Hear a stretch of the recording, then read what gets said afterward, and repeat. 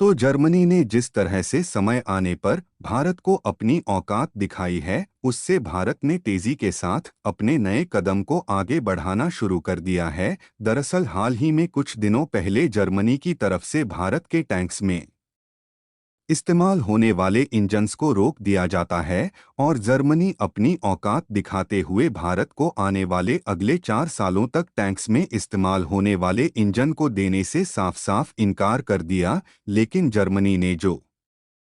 सोचकर भारत को टैंक्स में इस्तेमाल होने वाले इंजन्स की सप्लाई को बंद किया, उससे भारत को नुकसान की बजाय और भी फायदा होना शुरू हो गया और जर्मनी का भारत में इंजन्स की सप्लाई को रोकना उल्टा उसी पर भारी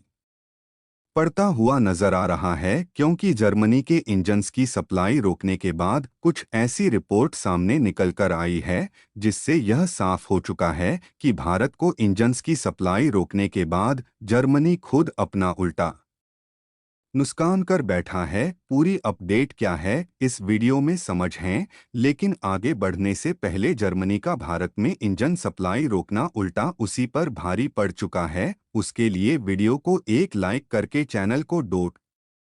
सब्सक्राइब जरूर कर लीजिए, क्योंकि यह आपके लिए 1 सेकंड का काम है, लेकिन इससे हमारी काफ़ी बड़ी मदद होती है। दरअसल जर्मनी दुनिया की तीसरी सबसे बड़ी इकोनॉमी होने के साथ साथ मशीनरी और इंजन्स प्रोड्यूस के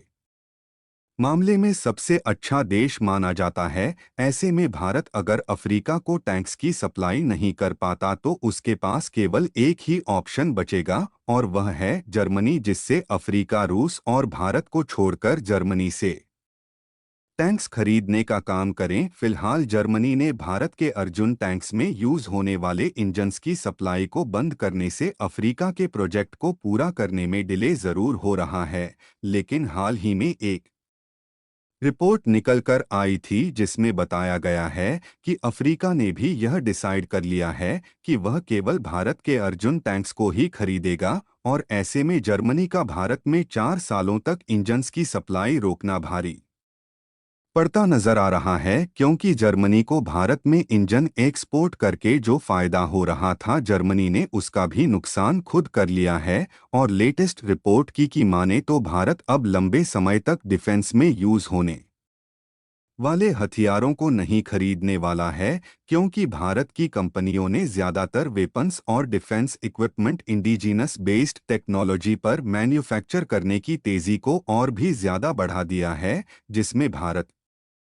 ने भले ही पिछले 2-3 साल पहले अपने कदम को आगे रखा है, फिर भी भारत का डिफेंस एक्सपोर्ट हर साल बढ़ता ही जा रहा है। जहां आज कुछ आंकड़े निकल कर आए हैं कि भारत का डिफेंस एक्सपोर्ट लगभग 0.00 रुपए को टच कर चुका है और यह भारत के लिए एक बहुत बड़ी अचीवमेंट है, क्योंकि दुनिया में केवल 25 ही कंट्रीज ऐसे हैं जो कि भारी मात्रा में डिफेंस का एक्सपोर्ट करते हैं, जहां पर भारत ने नई अचीवमेंट को हासिल करते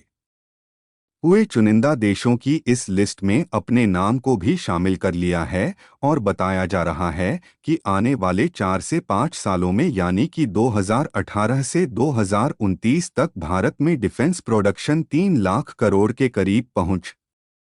जाएगा, जिससे जो डिफेंस का एक्सपोर्ट है वह भी लगभग 5,000 करोड़ तक हो जाएगा। और कमाल की बात यह है कि इसमें अर्जुन टैंक्स का भी बहुत बड़ा योगदान होने वाला है। और देखा जाए तो इस समय अलग अलग देशों से भारत को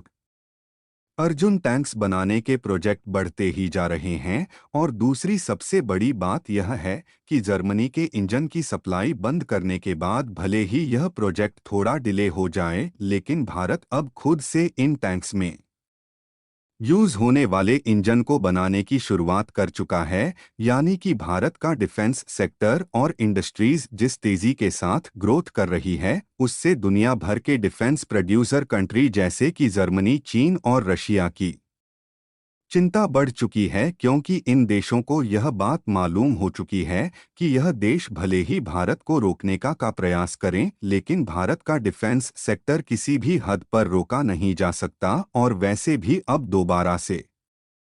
भारत जर्मनी पर किसी भी इंडस्ट्री में भरोसा बिल्कुल भी नहीं करने वाला, क्योंकि इसके पहले भी जर्मनी ने कई बार भारत को अपने तेवर दिखा चुका है और इस बार तो जर्मनी ने 4 सालों के लिए इंजन्स की सप्लाई बंद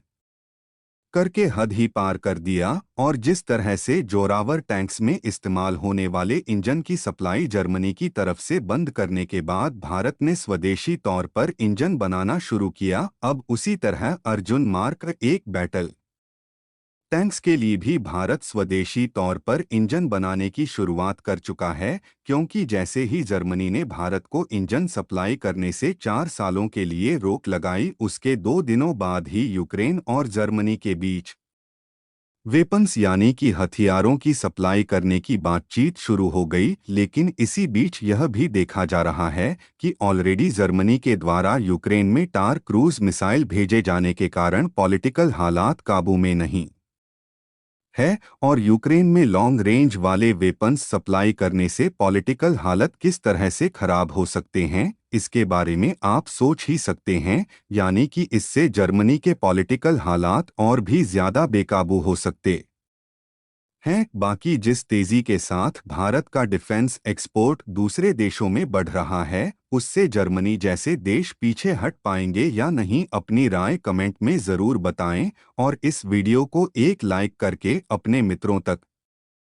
शेयर ज़रूर करें ताकि उन्हें भी जानकारी मिल सके। इसी तरह और भी नॉलेजेबल वीडियो देखने के लिए चैनल को सब्सक्राइब करके बेल आइकन को ऑल पर ज़रूर सेलेक्ट करें। जय श्री राम।